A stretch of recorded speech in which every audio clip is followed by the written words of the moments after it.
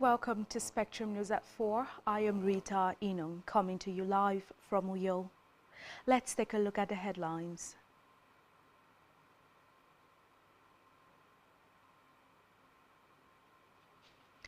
President Tinubu urges UN world leaders to reform or lose relevance.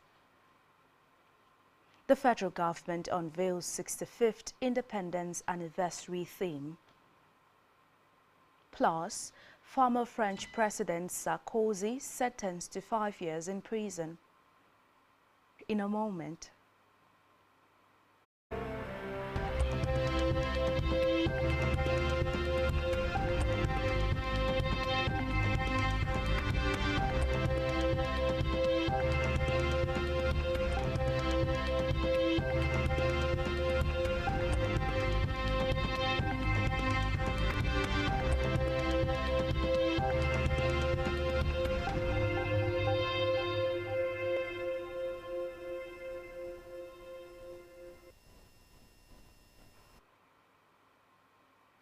Good afternoon and many thanks for staying tuned. We begin the news this afternoon from the national scene where President Bola Ahmed Tinubu has reaffirmed that his administration is committed to supporting constitutional reforms designed to strengthen Nigeria's democratic institutions. Speaking while declaring open a public hearing yesterday on the review of the 99th Constitution in Abuja, Tinubu said the exercise was crucial for deepening governance. Represented by the Secretary to the Government of the Federation, George Akume, the President described the review process as a golden opportunity to entrench good governance, inclusivity and sustainable development. Tinubu also commended the House of Representatives Committee on Constitution Review, chaired by Deputy Speaker Benjamin Kalu, for its effort.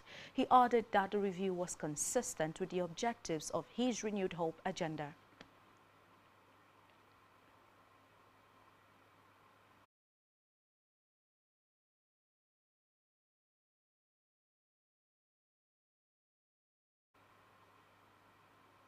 Meanwhile, President Bola Tinubu has delivered a strongly worded reform policy proposal to the United Nations, warning that the global body must embrace sweeping restructurings or face growing irrelevance as world events increasingly bypass its influence. The President criticized the organization's record, pointing to the ongoing human suffering in the Middle East and other regions.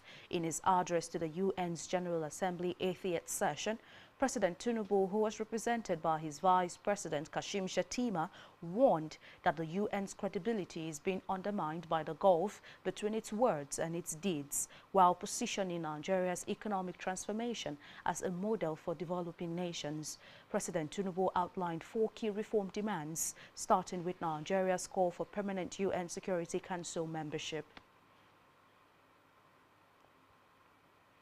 And in the meantime, President Bola Ahmed Tinubu has conferred national honors of the Commander of the Order of the Niger, CON, posthumously on the former Ogoni leaders, Albert Badi, Edward Kobani, Theophilus Orage, and Samuel Orage, popularly known as the Ogoni Four.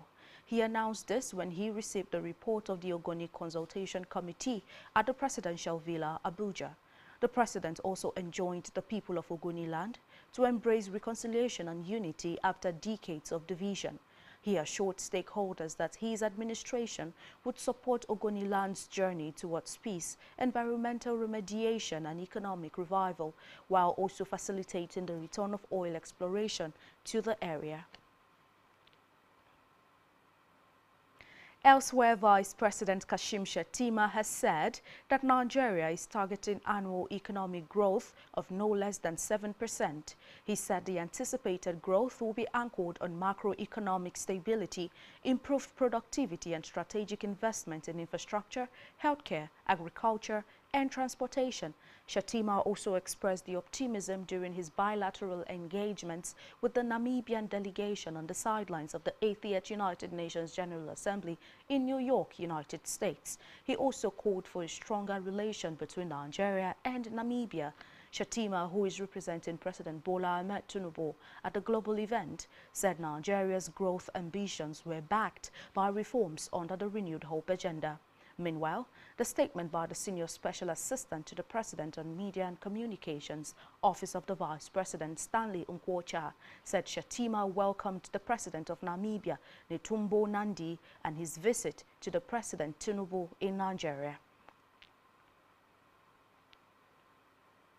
Away from that, the federal government has unveiled the official theme for 2025 Independence Day celebrations.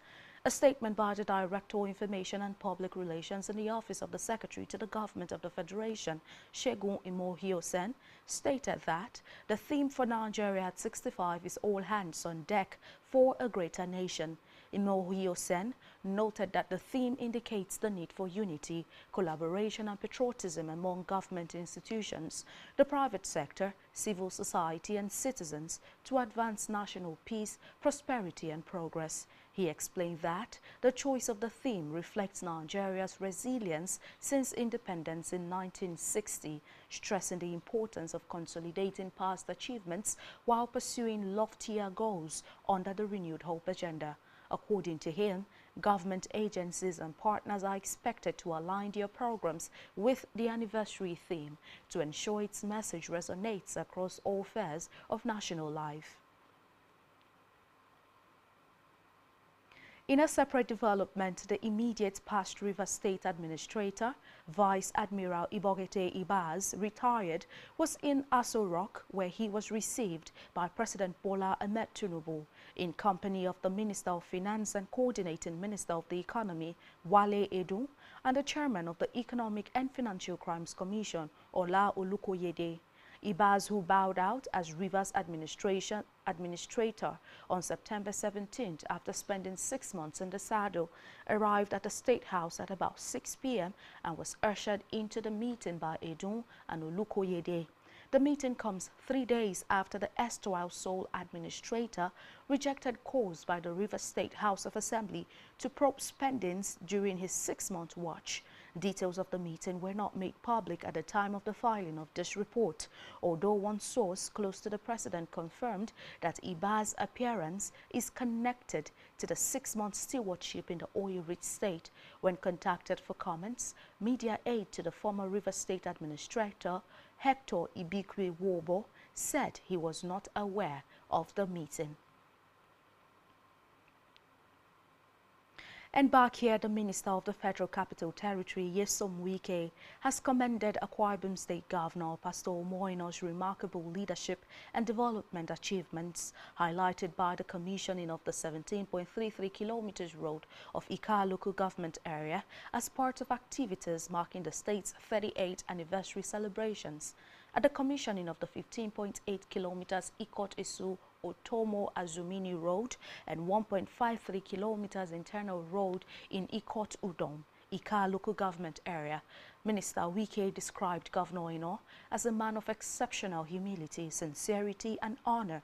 He urged Akwa Ibom people to continue to live in unity and support the state government in order for development, growth and progress to thrive in the state.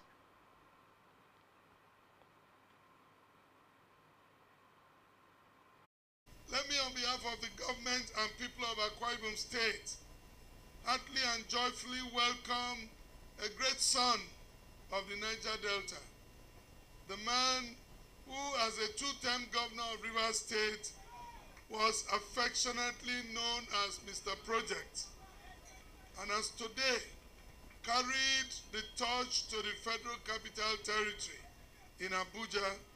We welcome His Excellency Barrister Nyesom Wike, CON, the Honorable Minister of the Federal Capital Territory. We are honored and deeply appreciative to have you here.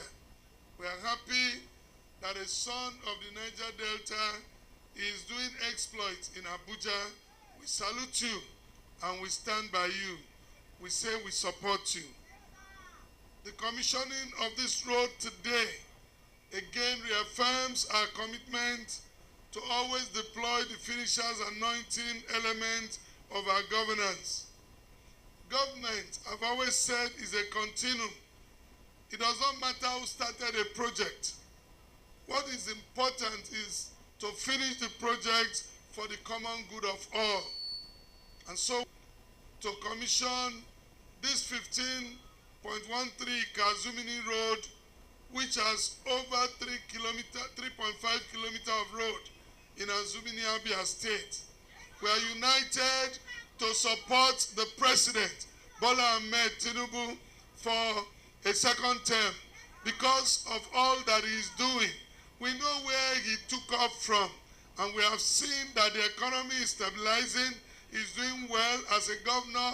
I can tell you that there are funds to do our projects such as this without owing the banks, and we are not leaving debts for those who will take over from us. So we want to support him. We believe he should finish, and we in Akwa Ibom, we are united in support of the President.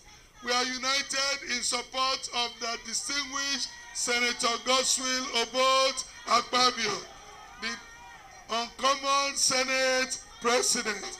And that's what we First of all, let me appreciate the governor and his team for giving us the opportunity to participate and see what is happening live in Akwa Ibom State. What I've seen today is not about 3D. It's not about 3D. What I'm seeing today is a reality, what to call development. And you know, I have always associated myself with those who mean well for their people. Your governor has shown the love that he has for the people of Akwa Ibom State.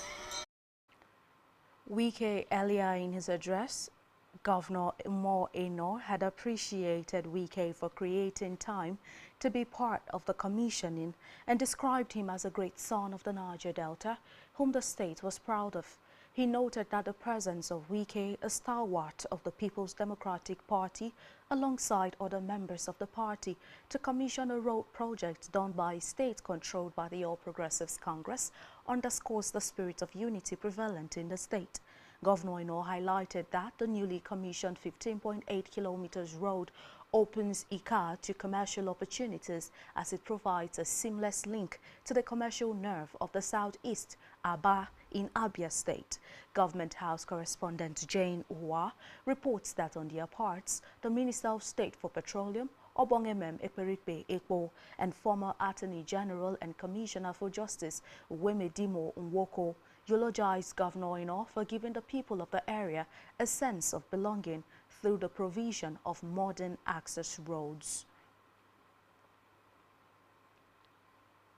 Meanwhile, Akwa Ibom State Governor Pastor Moino has commended all past leaders of the state for their remarkable contributions to its consistent development. Speaking at a special banquet to mark the 38th anniversary of the state creation, Governor Moino said 38 years down the line, the state has metamorphosed from a seemingly obscure area to a destination of choice. He noted that the current state of development would not have been possible without the efforts of all its past leaders, stressing that God has blessed the state with great and progressive-minded leaders. The governor also appreciated Akwa Ibom stakeholders and indeed all its citizenry for their love and commitment to the Akwa Ibom project. Grand ancestors, one of the real ancestors who started on the 23rd of September 1987, make welcome Colonel, as he then was, Tunde Ogbeha, and wife, the first military administrator of Akwa Ibom State. We celebrate it today. And no wonder God himself honored you by giving you a wife whose birthday is today. So we celebrate Madame, and at the end of this, we'll sing her a happy birthday song. Thank you so much, sir. Thank you, all our past leaders, for the work you did, your labor. Like I said on Sunday, your labor will never be in vain. We're building block upon block, precept upon precept. Let me thank all of us in this room tonight for the unity, solidarity that Earlier in his remarks, the first military administrator of the state, retired Colonel Tunde Ogbeha, expressed delight over the commendable pace of development of a state he nurtured at birth in 1987, and he described the state as a benchmark of progress and development in Nigeria.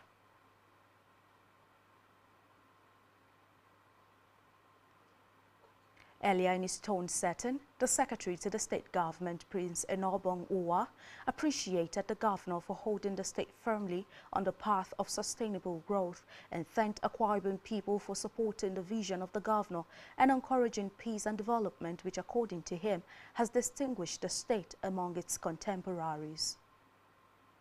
And in the meantime, Akwa Ibom State Governor Pastor Moino has urged the newly elected leadership of the state chapter of National Youth Council of Nigeria, NYCN, to synergize with its administration and eschew parochial sentiments in order to advance the Arise agenda.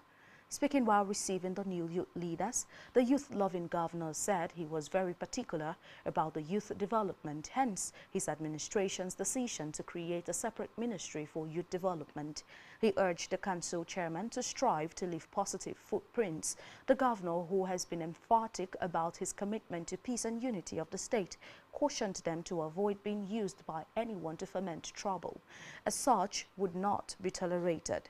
He advised that, irrespective of anyone who sponsored their elections, their utmost interest and commitment should be to the state. He commended the Commissioner for Youth Development, Dr. Ikerete Ekanam, and the Electoral Board for the successful conduct of the election and urged the Commissioner to recognize them and work with them for the good of the state. Earlier, Dr. Ekanam, while appreciating Governor Moino, said it was 2 years since the resolution of the immediate past Executive Council of the body, adding that the chapter has successfully elected new members to pilot their affairs.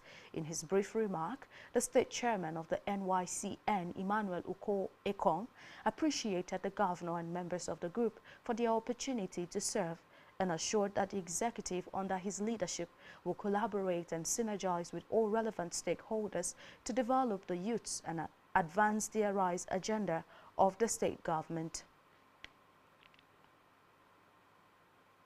And now to Africa, where a new constitution in Guinea that could permit junta leader Mamadi Doumbouya to run for office has been backed by 89% of voters.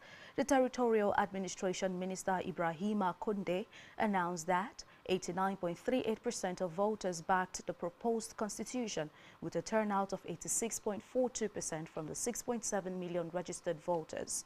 The new charter replaces the transitional framework that had barred members of the ruling junta from contesting elections, opening the door for Doumbouya's candidacy in the upcoming presidential vote expected in December 2025. The new constitution also introduces institutional changes such as longer presidential terms from 5 years to 7, renewable once, and a new Senate. And on the foreign scene, a Paris court today sentenced former French President Nicolas Sarkozy to 5 years and ordered him to go to prison after finding him guilty of criminal conspiracy. Over accusations, the late Libyan dictator Muammar Gaddafi helped fund his victorious 2007 presidential run. The court ordered that Sarkozy should be placed in custody at a later date, with prosecutors given 1 month to inform the former head of state when he should go to prison. Even if Sarkozy, 70, appeals the verdict, the measure will remain in force. Should he go to prison, he would be the first president in the history of modern France to be jailed. He was also fined 100,000 euros and banned from holding public office. And still on the foreign scene, Russia has said it would extend its petrol export ban until the end of 2025 as Ukrainian strikes on oil refineries drive prices to an all-time high. The ban, which has been in effect since March, aims to ensure the country has enough fuel to meet domestic demand as Ukrainian strikes curb production. Kyiv has been targeting Russian refineries for months, calling the attacks a retribution for Moscow's own barrages and an attempt to cut off energy revenues that fund Russia's army. Reports say the government will also introduce a ban on exporting diesel fuel for retailers and traders. Meanwhile, a wave of Ukrainian strikes over the summer hit processing capacity at several key facilities, pushing fuel prices higher and leading to shortages in some regions. And still to come in the news, Nigerian boxer Efe Ajagba breaks into World 10 heavyweights. Stay tuned for details of this in a moment.